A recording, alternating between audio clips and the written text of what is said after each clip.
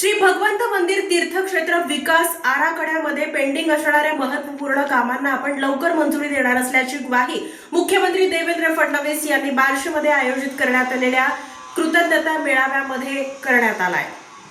बार्शी शहर भगवंत मंदिरासाठी प्रसिद्ध आहे। भगवान विष्णूला समर्पित आणि 12व्या शतकातील या हेमाडपंथी शैलीतील मंदिराचा विकास आराखडा प्रशासनाकडे सादर झालेला आहे। हा आराखडा राज्य शिखर समितीकडे आल्यानंतर त्यात प्रस्तावित केलेली कामे व निधीप्रमाणे शासनाकडून मंजुरी देण्यात येईल अशी ग्वाही मुख्यमंत्री देवेंद्र फडणवीस यांनी दिली। बार्शी येथील श्री भगवंत मंदिर येथे श्री भगवंत प्रकट दिनानिमित्त आयोजित महापूजा मुख्यमंत्री देवेंद्र फडणवीस यांच्या हस्ते करण्यात आली। त्यानंतर बार्शी शहरात प्रधानमंत्री आवास योजना व रमाई आवास योजनेअंतर्गत घरकुल लाभार्थ्यांना मुख्यमंत्री महोदयांच्या हस्ते घराच्या चावीचे वितरण करण्यात आले।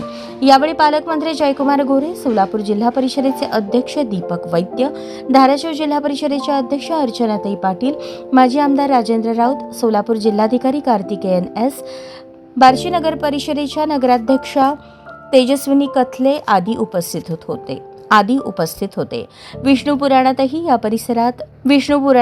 या परिसराबद्दल माहिती आढळून येते। प्राचीन काळापासून आलेल्या लोकपरंपरा, अध्यात्म तसेच ऐतिहासिक व सांस्कृतिक ठेवा जपणे गरजेचे आहे।